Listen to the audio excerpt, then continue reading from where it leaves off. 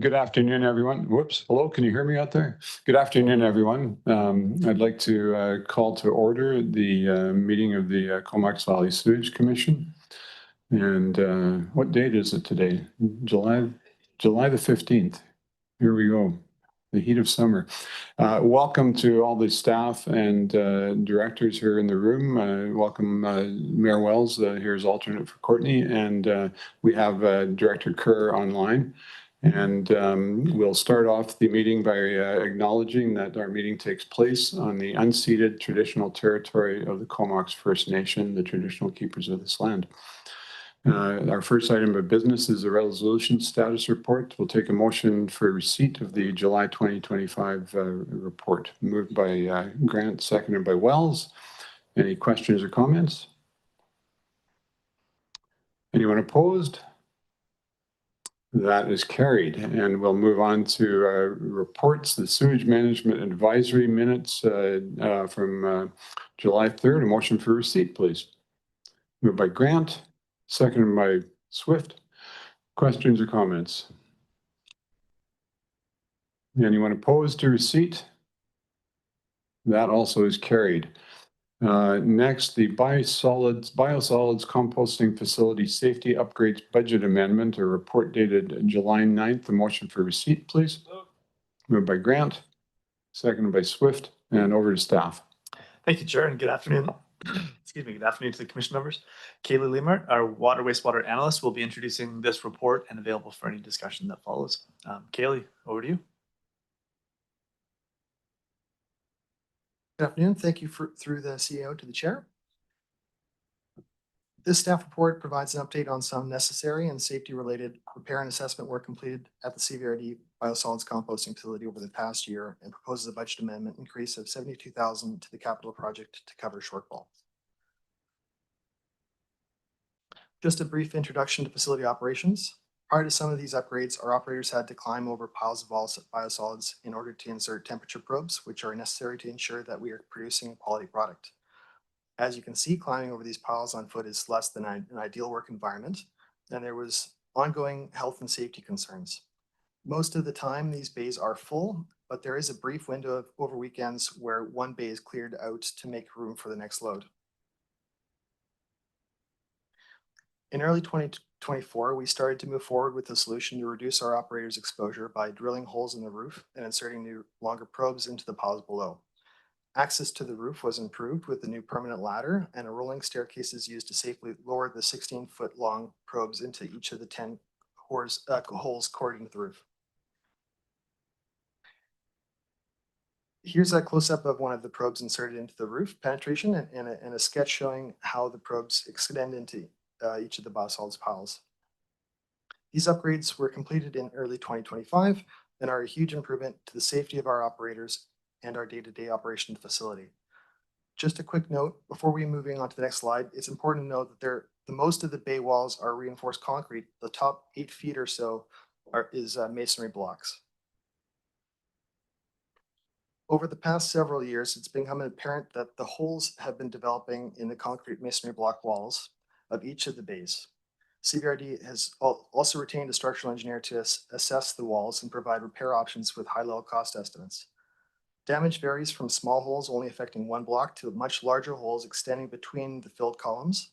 The origin of the damage is suspected to be related to loaders stockpiling material in the bays, exacerbated by very aggressive environmental conditions degrading the wall integrity. Aside from the structural considerations, there were significant concerns regarding the safety of workers cleaning the empty bays due to the risk associated with falling chunks of loose masonry. Given these concerns, a contractor was hired on a time materials basis to complete temporary repairs to prevent loose chunks falling onto workers. Once each bay was empty, CVRD staff completed inspections to dictate how much was to be covered up. The extent of the damage was found to be much worse than originally anticipated. 72 locations where holes had formed in each of the 5 bays were documented. Upon documentation, temporary repairs to prevent falling debris and slightly mitigate against additional damage was installed on all the wall sections with holes over a 5-week period. These plywood sheets are now tied into each of the solid columns on either side of the hollow masonry blocks. Please note that these repairs are only temporary, and in addition to regular inspections by staff, the full replacement of the upper portion of the interior walls will be integrated into the 2026 to 2030 financial plan.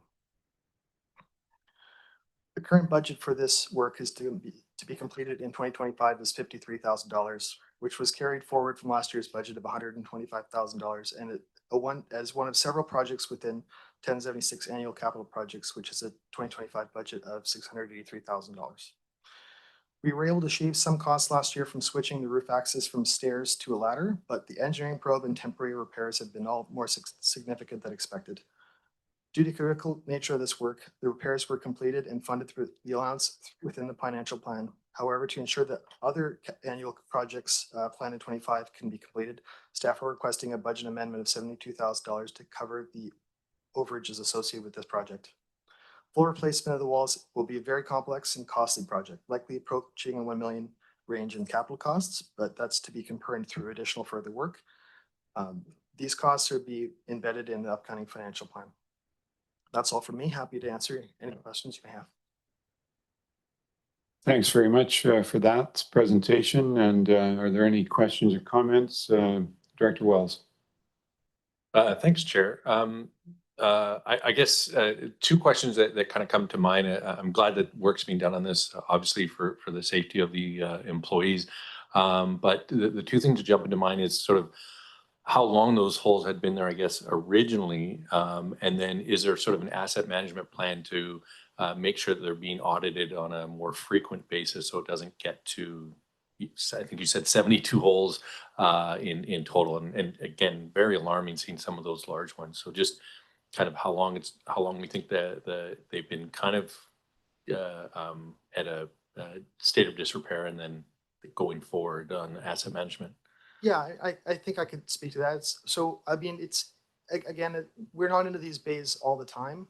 You know, it's also very dark in there. So it's hard to say how long it's been occurring, but probably several years.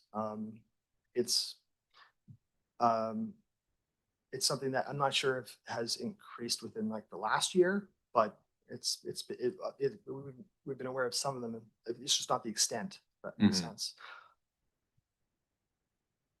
Yeah, I'll just add a quick note to that. I think Kaylee mentioned this, but just to reiterate that the environment in those bays is quite extreme.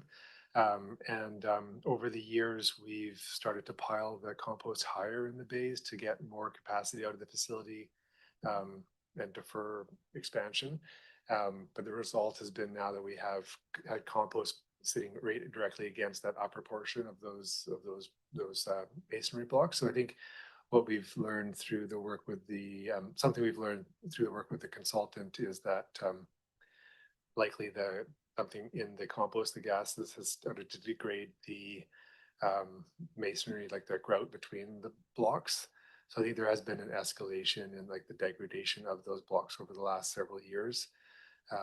So yeah, I think 5 years ago there may have been an occasional kind of piece of damage, but that's accelerated pretty significantly. And the engineer has concluded that that this temporary fix, there should be an annual inspection to ensure. Well, actually, the one of the measures we've implemented up there is that the operators will do a visual inspection every time the bay is cleared, to ensure there hasn't been any more holes developed, in which case we'd have to apply more plywood.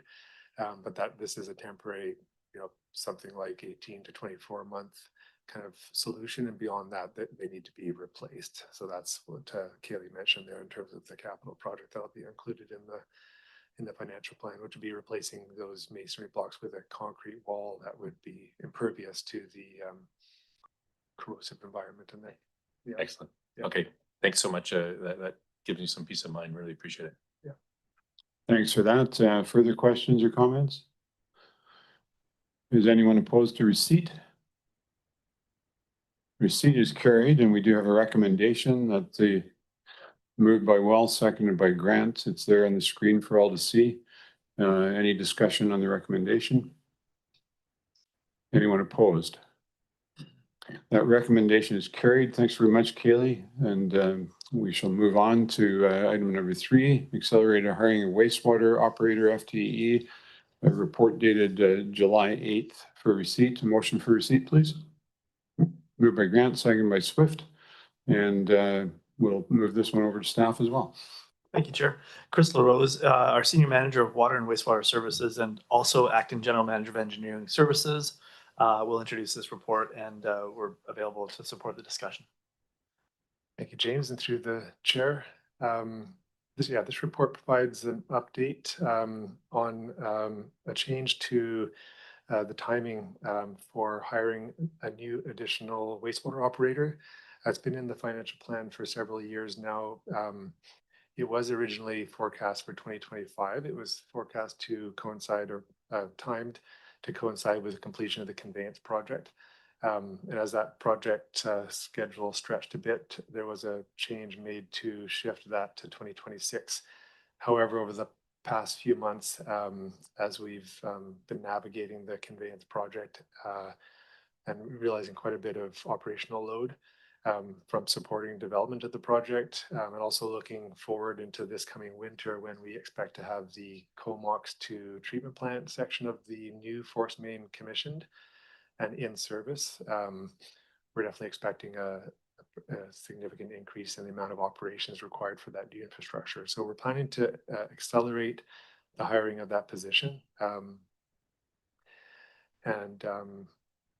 So the new force main has 22 air valves along the entire length. So half of those approximately will be brought into service this coming winter, and they each require contact or some maintenance every 6 months or so. There's a fairly high level of effort required for that infrastructure. So we're planning to accelerate that to this summer, but likely not having an individual in place until the latter 3 months of the year. So we've reviewed our existing financial plan, and we're able to accommodate those costs in the 2025 plan. So we're happy to answer any questions about that approach. Thanks very much, Chris. Any questions or comments from commission members? All right.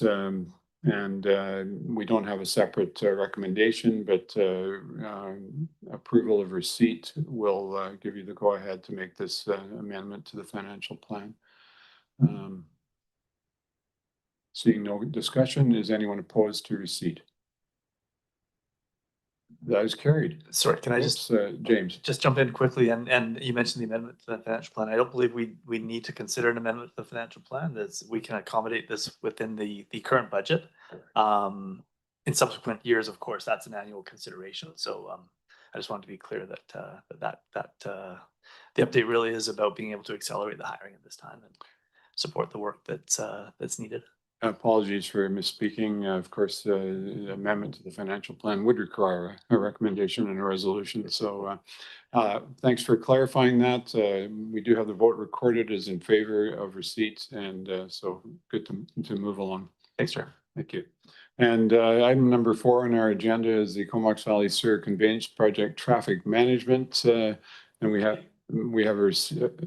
moved by Grant, seconded by McCollum, the report from July 10th, and over to staff.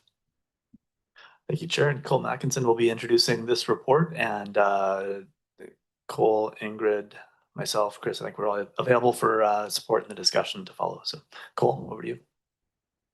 Perfect. Thank you. So the staff report is recommending reopening of Strathcona Crescent, which is on Back Road, and installing speed humps, which is a deviation from our approved traffic management plan. As part of this, we've closed Strathcona Crescent when we started construction on Comox Ave, as we saw a lot of traffic deviating through Strathcona. It was our pre-construction was about 800 cars a day, and then it went up, quadrupled, and it went up to about 2,400 cars with Google Maps routing everybody through there. So in terms of safety, we wanted to close that down. Since we closed it down, there's been a lot of vandalism, harassment of traffic personnel and staff when reinstating the closures. And it's become an unsafe situation with traffic driving up on sidewalks and harassing traffic personnel. So, and there's been a lot of public feedback against that closure. And so in terms of trying to make this a safe situation, we're looking at installing speed humps as an alternative across Strathcona, which would link up to Aitken Street, which is a collector road for the town of Comox. Open to any questions. Thanks. Just while commission members consider questions, could you just describe what the actual closure was? Because I believe it was a situation with temporary barricades as opposed to a hard close. Yes, it was a temporary barricades as part of working with emergency services. They need to be able to get access, and so permanent hard barricades restricts access, especially if they're coming from the fire station into Comox First Nations up off Back Road. That's their quickest route, and so they need kind of quick access through that area. Permanent barricades were considered, but not recommended from emergency services or our traffic engineer. It may be considered in the future when the Glacier Roundabout is open. That would provide an alternate access at that point, depending on where we are at construction. But Okay, and some of the vandalism you were talking about was the moving of those barricades and such. yes, yeah, we tried weighting them down in terms of safely. That maybe there's a couple 100 pounds, but people were towing them across or pushing them out of the way, and it was kind of happening daily, hourly. There's a lot of disruption to those areas. Thanks for that, and we'll go to Director Swift. Thank you. I'm just wondering, the speed humps that you're planning to install, are they the same type that are being used currently in the construction? No, these ones would be a bit a wider speed hump that could take the ones that were in the work zones were kind of like 5-10 km/h. These would be more in that the wider speed hump. They can take, I think, I'm not sure the exact spec, probably 30 kilometers, 40 kilometers an hour. That slows the traffic down, but they're about 30 inches wide, opposed to the ones that were about 8 or 10 inches wide. And just as a follow-up, I know the ones that were initially installed along Comox Avenue were quite high, I guess. They were, even when you went over them, there was really a thunk on the other side. The ones they're using right now are much better. So just keeping that in mind as well. Thanks for that, and Director McCall. Yeah, two questions, pretty quick ones. The first one is how long do we expect the speed bumps to be required? Just not sure how this ties in with the phasing of the next bits of traffic and interruption in that area. It would have to be installed until the Glacier Roundabout is complete. So this is right now, the schedule is kind of end of November, subject to kind of weather and any delays, but so it'll be duration of summer and into the fall. Okay, yeah, that was around what I was guessing. And then the other question I had, just because, you know, this whole process, we have this traffic management plan, and that's my understanding is partly to understand what our or it's an aspect of risk management. And I know when we've had requests at the city of Courtenay for speed hump installation, that there are some negatives to that as well. People often see it as a way of providing safety, but there can be a downside as well, like cars unexpectedly braking.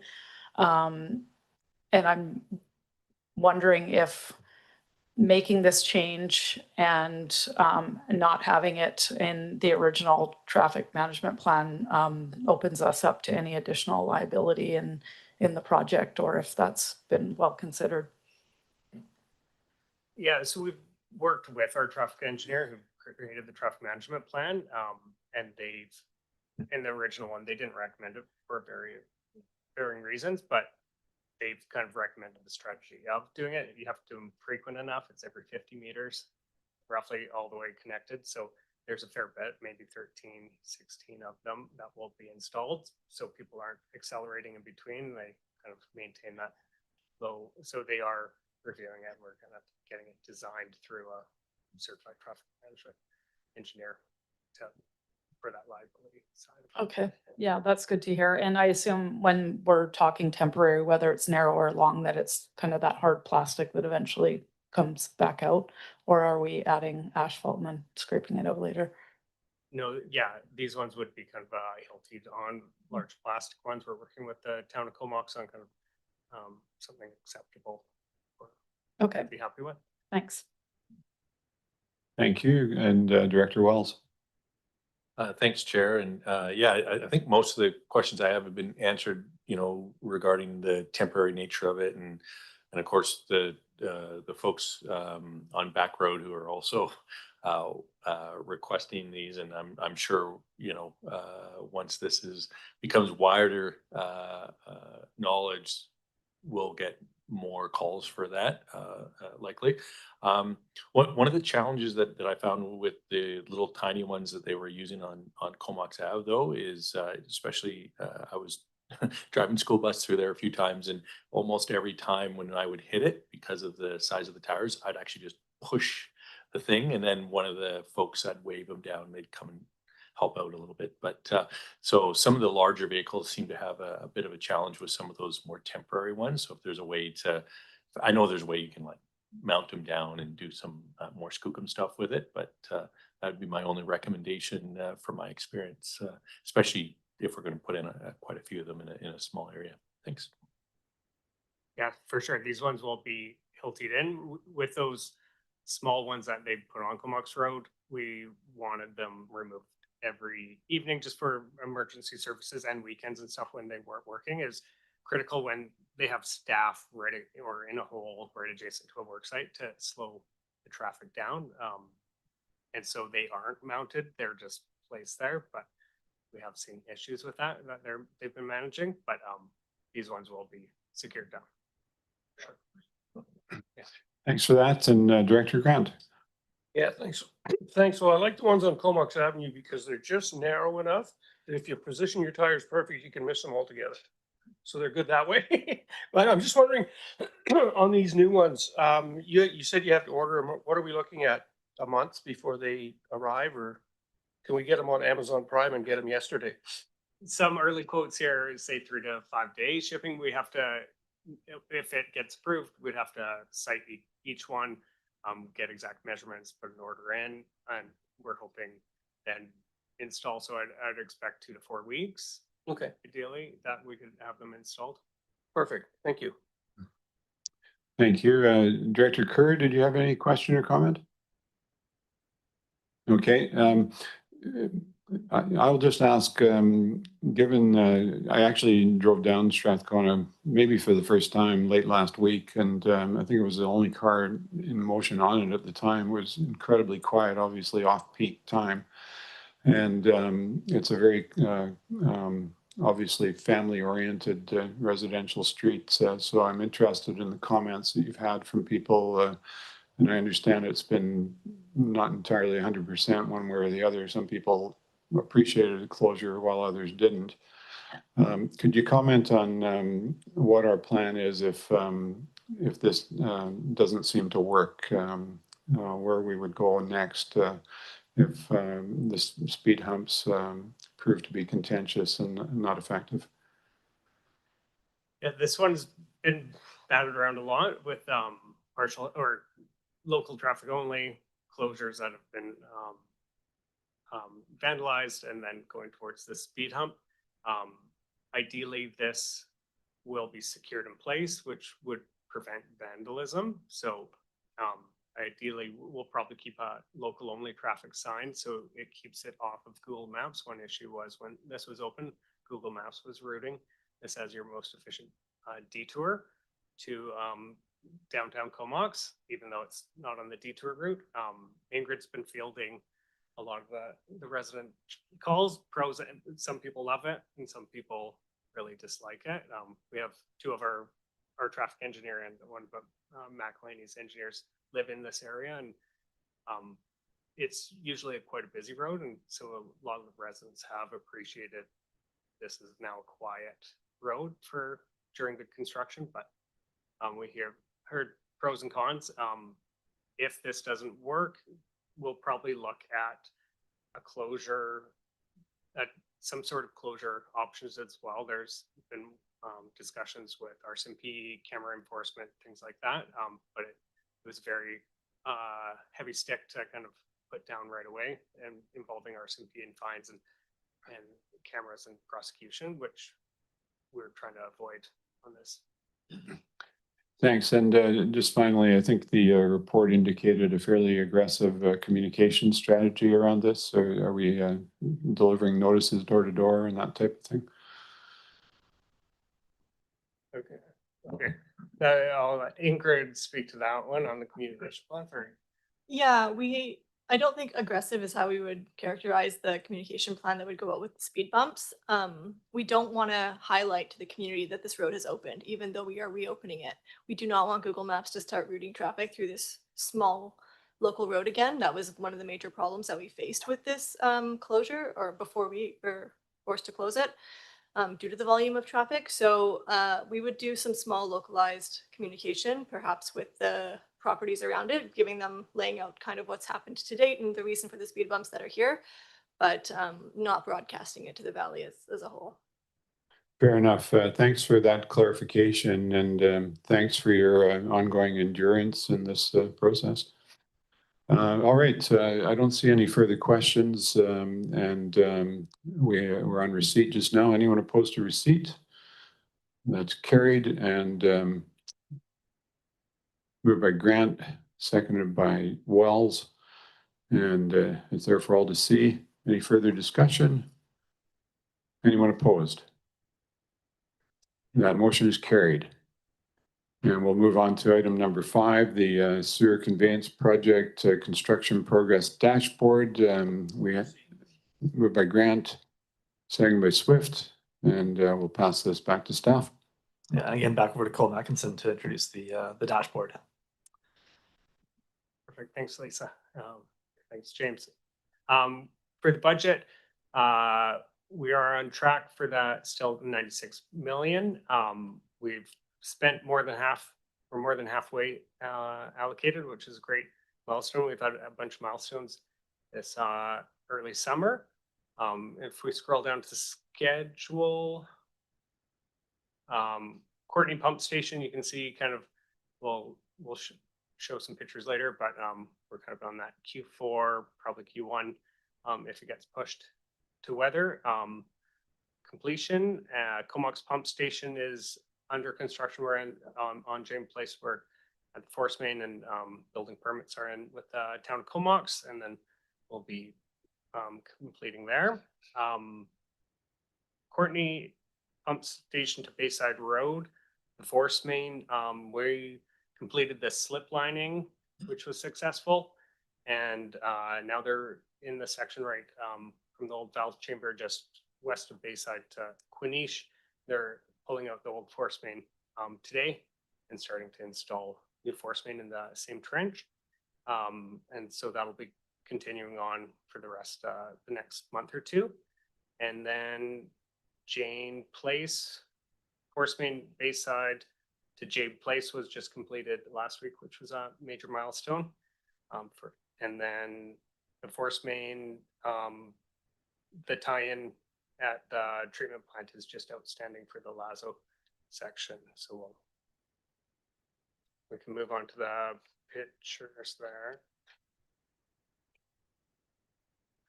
So design, bid, build. This is our contract with Wakeware, and so we've completed force main and pressure tested last week, which was a great success. Coming up Bayside, Comox Hill, and at the Glacier Roundabout. The downtown improvements are complete now. There was 95%. I think we've just got some railings and some minor deficiencies going there. Paving Beaufort Ellis to Rodello was completed a couple of weeks ago. We just have one little section just to tie into Rodello to complete. and they're currently working on the storm pipe installation all through Comox Ave.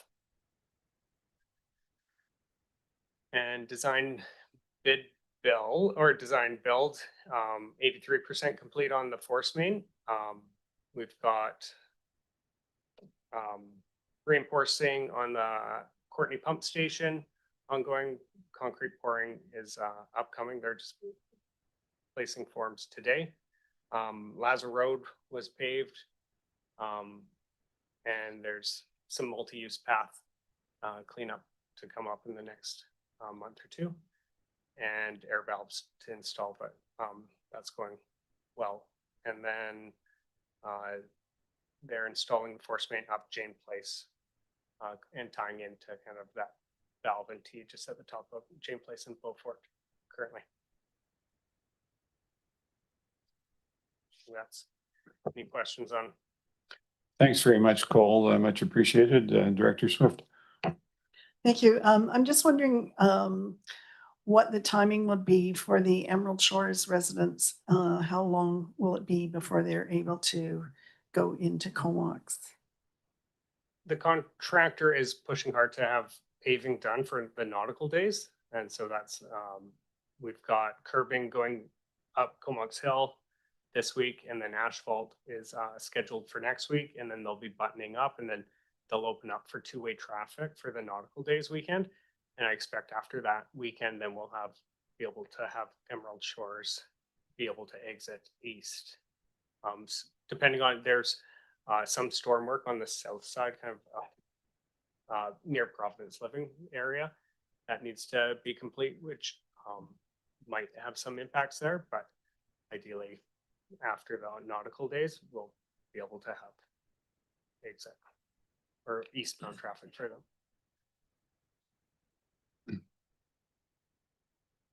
Just for Director Kerr's benefit, comment from Ingrid that there may be a detour required up Aitken.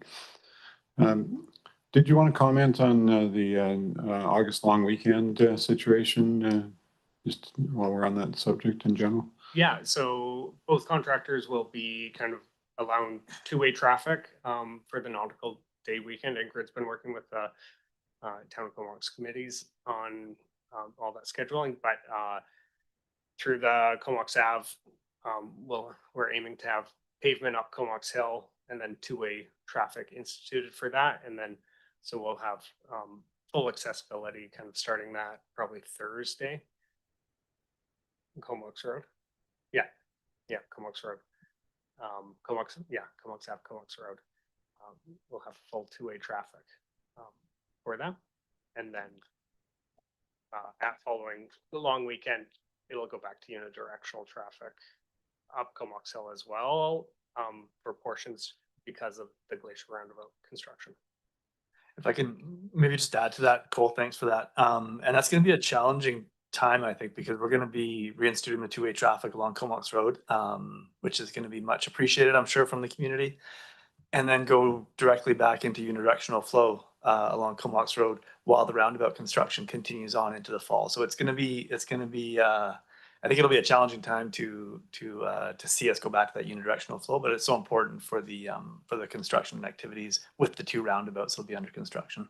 So I know our team is actively working with all of our public partners to try to find the best way to implement this, but we do know there's a lot of frustration amongst some of the public that is being faced with these detours and these impacts. So appreciate the commission's support, and we'll try to keep you informed as we go on these changes that are coming. Thanks very much. So one more question. Where do we stand on the general question that's always asked on these major projects? Are we on time and are we on budget? Yes, we're on time for force main construction. We are ahead of schedule and we are on budget. But some of the pump stations have taken a bit longer of time. The dewatering of the Courtney pump station took longer, but it's not on that critical path to kind of get that bidirectional traffic on. The major public impacts, things that are impacting the public we are ahead of schedule for that. So we're still looking at late October, early November? Yeah, it's late November right now for roundabout construction, which is kind of the critical path for opening bi-directional, subject to weather. I was trying to be more optimistic there, but okay. Under promise. All right. Thanks very much. No further questions and no one opposed to receipt. That is carried.